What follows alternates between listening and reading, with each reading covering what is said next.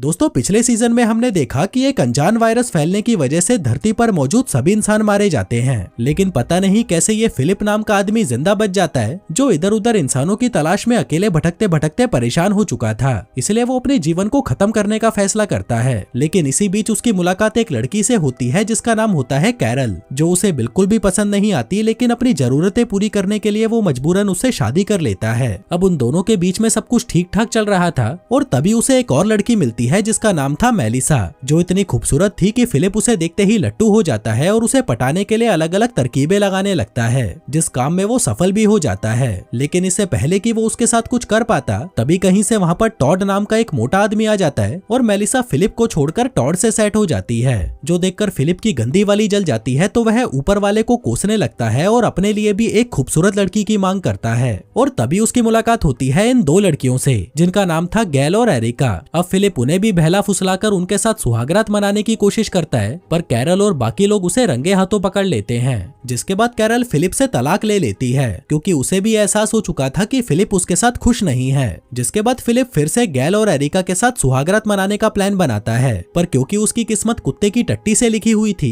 तो वह उनके साथ भी कुछ नहीं कर पाता। उल्टा वो एक एडवर्टाइजमेंट बोर्ड के ऊपर जाकर फंस जाता है और मदद मांगते मांगते वहीं पर बेहोश हो जाता है, जिसको बाद में बचाकर लाता है ये बोरिस नाम का आदमी। और क्योंकि बोरिस दिखने में हैंडसम और बॉडी बिल्डर टाइप था तो सभी लड़कियां धीरे धीरे उसकी तरफ आकर्षित होने लगती हैं, जो देखकर अपने फिलिप को उससे बहुत जलन होती है तो वह उसे टपकाने का प्लान बनाता है। लेकिन बोरिस को उसका ये प्लान पता चल जाता है तो वह फिलिप को एक रेगिस्तान में छोड़ देता है और कहता है कि वापस आने की सोचना भी मत। वहीं ऊपर स्पेस में हम एक एस्ट्रोनॉट को देखते हैं जो अपनी स्पेस शटल से धरती पर बार बार कांटेक्ट करने की कोशिश कर रहा था। उधर फिलिप रेगिस्तान में पड़ा पड़ा अपनी किस्मत को कोसने लगता है कि उसके साथ ये क्या हो गया और अब तो उसका मरना तय है। पर तभी कैरल वहां पर आती है और उसे कहती है कि चलो एक नई शुरुआत करते हैं। जिसके बाद वो दोनों कार में बैठकर वहां से निकल जाते हैं और यहीं से शुरुआत होती है हमारे अगले सीजन की, जिसमें हम एक सुनसान शहर को देखते हैं जहां एक बड़ा सा एरोप्लेन यूं ही सड़कों पर घूम रहा था। तभी उसमें से कैरल बाहर निकलती है जो इस शॉपिंग मॉल में से कुछ सामान लेने आई थी। वहीं एरोप्लेन के अंदर फिलिप उल्टे सीधे बटन दबाकर चेक कर रहा था कि ये साला उड़ता कैसे है, लेकिन उसे कुछ भी समझ नहीं आता। इतने में कैरल वहां पर आती है और फिलिप से कहती है कि अब इसे मैं चलाऊंगी। वो कहता है कि नहीं, ये लड़कियों के बस का नहीं है और एक बटन दबाता है जिससे एक न्यूक्लियर वेपन उस प्लेन से नीचे गिर जाता है। फिर वो दोनों आगे बढ़ने लगते हैं और तभी कैरल पूछती है कि क्या हमें वो बम वापस उठाकर नहीं लाना चाहिए। फिलिप कहता है कि अरे छोड़ना यार, वैसे भी हमारे अलावा इस शहर में और कोई नहीं है, फिर तू फालतू की मेहनत क्यों करवा रही है मुझसे। जिस पर कैरल भी उसकी बात मान जाती है और वो दोनों वापस अपने घर आ जाते हैं जो साले रहते थे व्हाइट हाउस में। आगे इन दोनों के पास करने के लिए कुछ नहीं था तो वो लोग एक प्लास्टिक के पूल को दारू से भर देते हैं और फिर उसी में नहाते हैं, उसी को पीते हैं। जो सब देखकर हमें पता चलता है कि फिलिप ने कैरल को भी अपने जैसा बना दिया था। जिसके बाद वो दोनों टाइम पास करने के लिए पूरे घर में तोड़फोड़ करते हैं और फिर रात को फिलिप अपने खिलौने दोस्तों की एक सभा बुलाता है और खुद राष्ट्रपति बनकर उन सभी के सामने एक बढ़िया सा भाषण देता है। उधर दूसरी तरफ कैरल राष्ट्रपति की वाइफ के कपड़े पहनकर देख रही थी, जिस सब में उसे बहुत मजा आ रहा था। फिर रात को वो दोनों साथ में मजदूरी करते हैं और मजदूरी के बाद कैरल फिलिप और अपनी ड्राइंग बनाने लगती है।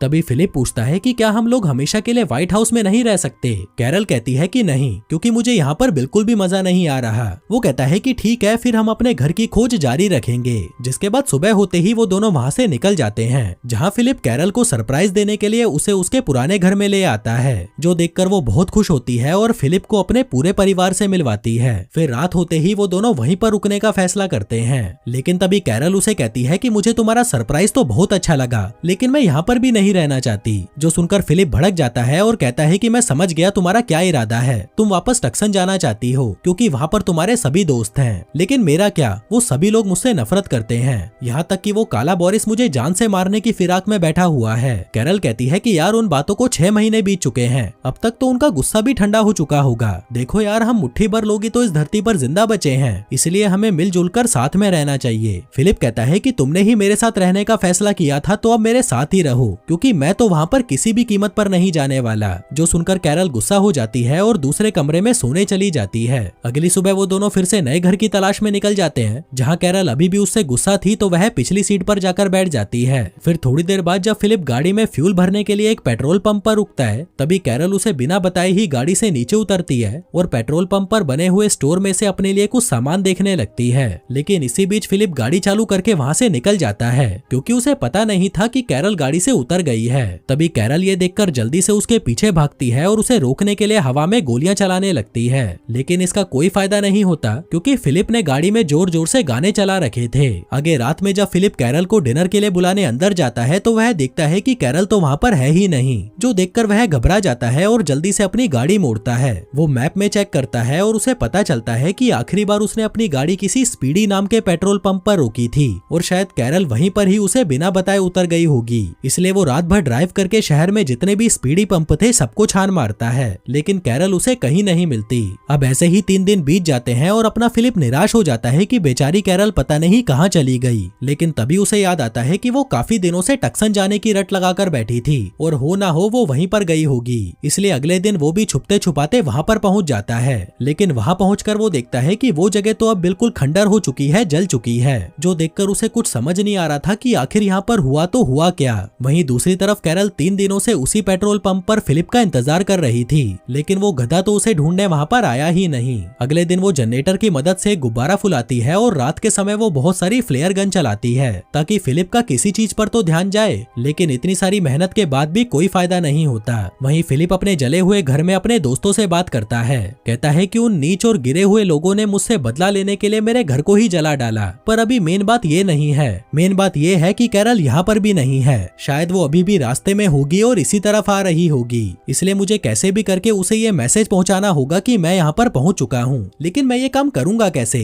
तभी सामने रखी एक मैगजीन में लड़की के बड़े बड़े गुब्बारे देखकर उसके दिमाग में एक आइडिया आता है और वो बहुत सारे गुब्बारों में हवा भरकर उसमें लिख देता है कि कैरल डार्लिंग मैं टक्सन पहुंच गया हूँ और तेरे इंतजार में तड़पा जा रहा हूँ। जो लिखकर वो उन गुब्बारों को उड़ाने की कोशिश करता है, लेकिन वो नहीं उड़ते। वहीं दूसरी तरफ कैरल फिलिप का इंतजार करते करते पूरी तरह हिम्मत हार चुकी थी और उसे लग रहा था कि फिलिप उसे अब कभी नहीं ढूंढ पाएगा, लेकिन कुछ देर बाद ही उसे ट्रेन के हॉर्न की आवाज सुनाई देती है। कैरल भागते हुए आवाज की दिशा में जाती है और देखती है कि एक ट्रेन पर लिखा हुआ था कि कैरल मेरी जान, मैं फिलिप हूँ और मैं अभी टक्सन में हूँ, जो देखकर वह खुशी से उछलने लगती है। वहीं अपना फिलिप एक रोड रोलर पर लिखता है कि कैरल मैं टक्सन में हूँ और फिर उस रोड रोलर को चालू करके छोड़ देता है, जिसके बाद वो अपने दोस्तों से कहता है कि भाइयों मैंने सारी मुमकिन कोशिशें करके देख ली है और अब मेरी आखिरी उम्मीद है ये रोड रोलर। लेकिन तभी वो रोड रोलर सीधा जाकर एक पेड़ से टकरा जाता है, जो देखकर फिलिप को बहुत दुख होता है कि उसका ये प्लान भी फ्लॉप हो गया। लेकिन तभी वहाँ पर एक छोटी सी कार हॉर्न बजाते हुए आती है और उसमें से कैरल बाहर निकलती है, जिसे देखकर फिलिप बहुत खुश होता है और उसे किस करने लगता है।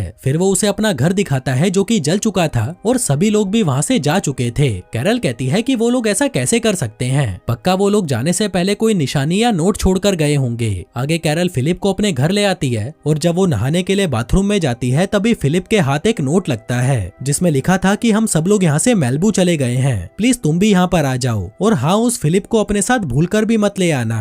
तभी कैरल भी वहाँ पर आ जाती है, लेकिन फिलिप उससे वो नोट छुपा लेता है। फिर अगली सुबह जब फिलिप सोकर उठता है तो उसे वहाँ पर कैरल का छोड़ा हुआ एक नोट मिलता है जिसमें उसने लिखा था कि मुझे तुम्हारा छुपाया हुआ नोट मिल गया और अब मैं अपने दोस्तों के पास मेलबू जा रही हूँ, क्योंकि बाकियों की तरह मुझे भी पूरा यकीन हो चुका है कि तेरा कुछ नहीं हो सकता। जो सब पढ़ते ही फिलिप तुरंत कार उठाता है और मेलबू की तरफ निकल पड़ता है, पर तभी कहीं से एक चाकू आकर उसके कार की छत को चीरने लगता है, जिसमें से बोरिस उसका गला दबाते हुए कहता है कि मैंने तुमसे कहा था ना कि भूल कर भी यहाँ पर वापस मत आना। और तभी वो चिल्लाते हुए अपने बेड पर जागता है। फिर वो कैरल को जगाते हुए कहता है कि जाने मन मैंने अभी एक बहुत बुरा सपना देखा, पर तभी उसमें से मेलिसा बाहर निकलती है जो उसे गोलियों से भून देती है, जिसके बाद वो फिर से चिल्लाते हुए उठता है। तभी कैरल वहाँ पर आती है और पूछती है कि क्या हुआ, चिल्ला क्यों रहा है। फिलिप कहता है कि कुछ नहीं यार, बस मैंने एक बुरे सपने के अंदर एक और बुरा सपना देखा। तभी कैरल कहती है कि यार ऐसा नहीं हो सकता, उन लोगों ने कुछ ना कुछ तो छोड़ा ही होगा। जिसके बाद रात होते ही वो फूट फूट कर रोने लगती है क्योंकि उसे अपने दोस्तों की याद आ रही थी। वहीं फिलिप से ये सब देखा नहीं जा रहा था तो वह उसे वो नोट दे देता है, जिसको पढ़ने के बाद वो फिलिप से पूछती है कि क्या तुमने इसे मुझसे छुपा कर रखा था। वो कहता है कि हाँ, क्योंकि मेरे पास और कोई ऑप्शन नहीं था।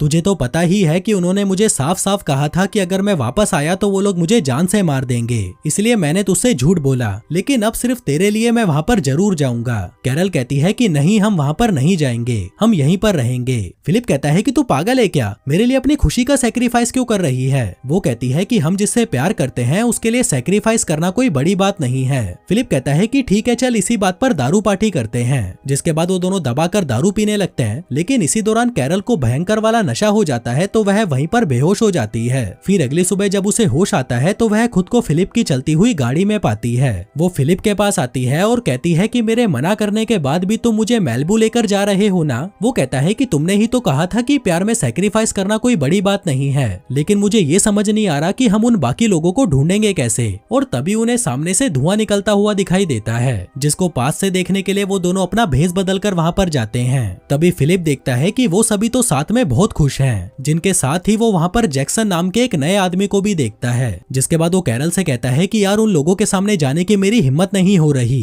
कैरल कहती है कि ठीक है, फिर पहले मैं जाती हूँ और उनका रिएक्शन देखती हूँ और फिर तू पीछे से आ जाना। जिसके बाद वो चुपके चुपके से वहाँ जाकर जैक्सन को चौंका देती है, जिससे अचानक उसके सीने में दर्द होता है और उसे हार्ट अटैक आने से वो वहीं पर मर जाता है। जिसके बाद जैसन को दफना दिया जाता है और फिर सभी एक एक करके उसके लिए 2 शब्द बोलते हैं, जिसमें जब कैरल की बारी आती है तो वह कहती है कि भाई जैसन, भगवान करे तू स्वर्ग में जाए, पर तू नर्क में भी जा सकता है, क्योंकि मैं तुझे जानती नहीं थी तो मुझे नहीं पता तू कैसा इंसान था। वहीं फिलिप भी काफी देर से उन सभी को देख रहा था और फिर थोड़ी देर बाद कैरल उसके पास आती है। फिलिप पूछता है कि वो जो गधा मर गया वो कौन था। कैरल कहती है कि उसका नाम जैसन था और एरिका उससे बहुत प्यार करती थी। फिलिप कहता है कि वो सब छोड़ और ये बता कि क्या मैं उनसे मिलने आ सकता हूँ। कैरल कहती है कि अभी नहीं, क्योंकि जैसन के मरने से वो सभी बहुत दुखी हैं। फिलिप कहता है मतलब तुमने उन लोगों को मेरे बारे में बताया ही नहीं। कैरल कहती है हाँ, लेकिन टाइम आने पर मैं उन्हें जरूर बता दूंगी। जिसके बाद वो मेलिसा से बात करने जाती है, जहाँ मेलिसा उसे वापस देखकर बहुत खुश थी।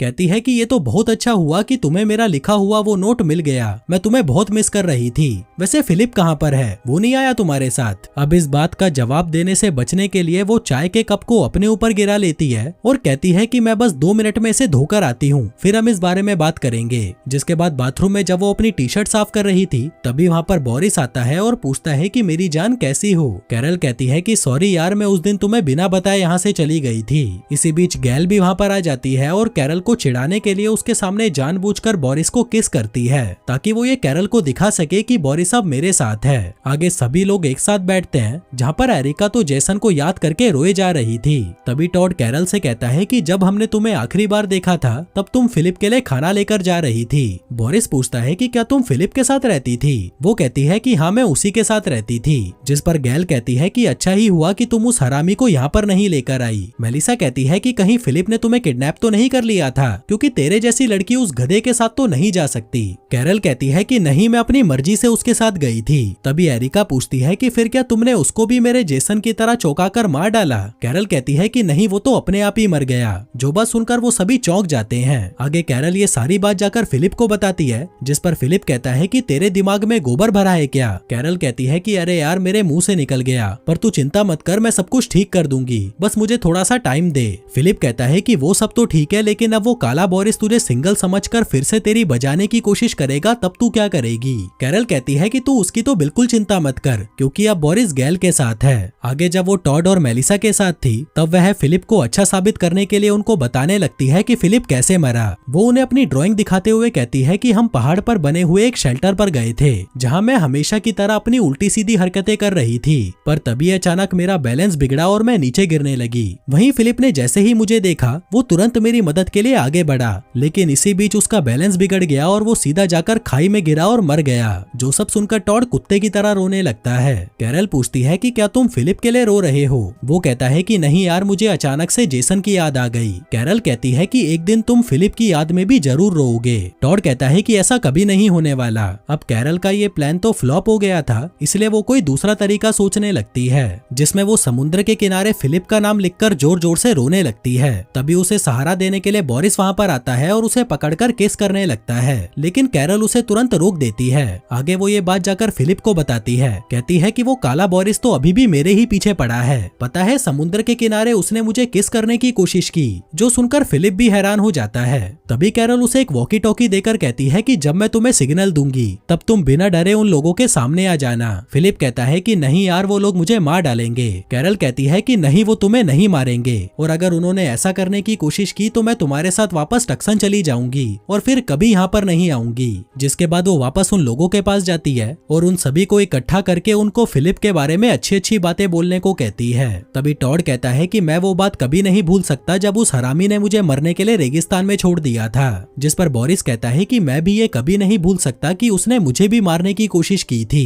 मेलिसा कहती है कि मैं भी कभी नहीं भूल सकती कि उसने अलग अलग तरकीबें लगाकर मेरे साथ सुहागरात मनाने की कोशिश की थी। तभी गैल और एरिका भी कहती है कि हम भी ये कभी नहीं भूल सकते कि उस गधे ने हमसे झूठ बोलकर हमारी मारने की कोशिश की, जिन बातों का मतलब साफ था कि वो सभी फिलिप से बहुत ज्यादा नफरत करते थे। तभी कैरल कहती है कि हाँ दोस्तों, मैं समझ गई हूँ तुम लोग फिलिप को बहुत मिस कर रहे हो, तो ये लो आपके सामने हाजिर है मेरा प्यारा सबका दुलारा फिलिप, जो सब कुछ वो दूर से देख रहा था और वह समझ जाता है कि ये सही वक्त नहीं है, इसलिए वो वहाँ से चला जाता है। फिर रात में कैरल अपने दोस्तों को सब सच बता देती है। कहती है कि फिलिप तो यहाँ पर आना ही नहीं चाहता था, लेकिन वो सिर्फ मेरे लिए यहाँ पर आया। हालांकि उसे अच्छे से पता था कि तुम लोग उसे जान से मार डालोगे, लेकिन फिर भी उसने ये रिस्क मेरे लिए लिया और मैंने तुम लोगों से फिलिप की मौत का झूठ इसलिए बोला ताकि तुम लोग उसे माफ कर दो, क्योंकि अब वो पहले जैसा नहीं रहा, वो बदल चुका है। जो कहकर वो वहाँ से जाने लगती है कि तभी मेलिसा कहती है कि ठीक है, अगर वो बदल गया है तो हम उसे एक मौका जरूर देंगे। लेकिन तभी वहाँ पर फिलिप बंदूक लेकर आता है और कहता है कि अगर तुम सब में से कोई भी हिला तो मैं उसका यहीं पर काम खत्म कर दूंगा। मैं बस यहाँ पर ये कहने आया हूँ कि मुझसे जो भी गलतियां हुई हैं मैं उसके लिए माफी मांगना चाहता हूँ। मुझ पर यकीन करो दोस्तों, मैं बदल चुका हूँ, अब मैं वो पहले वाला ठरकी फिलिप नहीं रहा।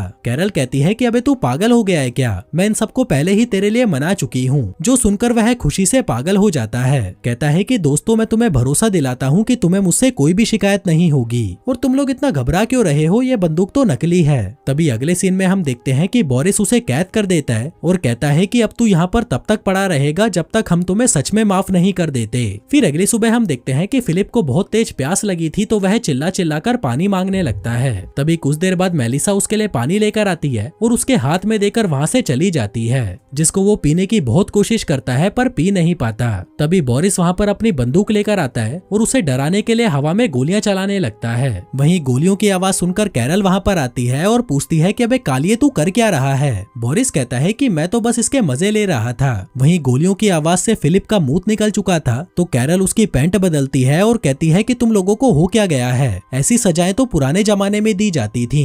जिस पर टॉड गुस्से में कहता है कि इस हरामी ने हम पर बंदूक तानी थी, इसे तो जितनी सजा मिले उतनी कम है। जिसके बाद सभी मिलकर फिलिप के लिए एक और सजा डिसाइड करते हैं, जिसमें उसे 5 हफ्तों तक एक कमरे में बंद किया जाएगा। जो सजा फिलिप को भी ठीक लगती है तो वह इसके लिए मान जाता है। आगे उसे एक कमरे में बंद कर दिया जाता है, जहाँ उससे मिलने कैरल आती है ताकि उसे अकेला महसूस ना हो। फिलिप कहता है कि ये सजा मेरी है और मैं ही इसे पूरा करूंगा और सबको दिखा दूंगा कि मैं सुधर चुका हूँ। जो सुनकर कैरल भी बहुत खुश होती है। आगे कुछ घंटों बाद वो लोग फिलिप को उस कमरे से बाहर निकालते हैं, लेकिन कुत्ते का पट्टा पहनाकर। कैरल कहती है कि तुम सभी पागल हो गए हो क्या, ये इंसान है, कोई जानवर थोड़ी ना है। फिलिप कहता है कि नहीं, मैं इसी के लायक हूँ, अगर मैंने गलती की है तो इसकी सजा भी मैं ही भुगतूंगा। आगे फिलिप के मजे लेने के लिए मेलिसा वहाँ पर बियर की ठंडी ठंडी बोतलें लेकर आती है, जिसको वो उसके पट्टे की रेंज से बाहर रखकर उसके सामने ही उस बियर को पीने लगती है और फिर उसे चिढ़ाकर वहाँ से चली जाती है। तभी उसके जाते ही फिलिप उसमें से एक बियर उठाने की नाकाम कोशिश करता है, लेकिन वो नहीं कर पाता।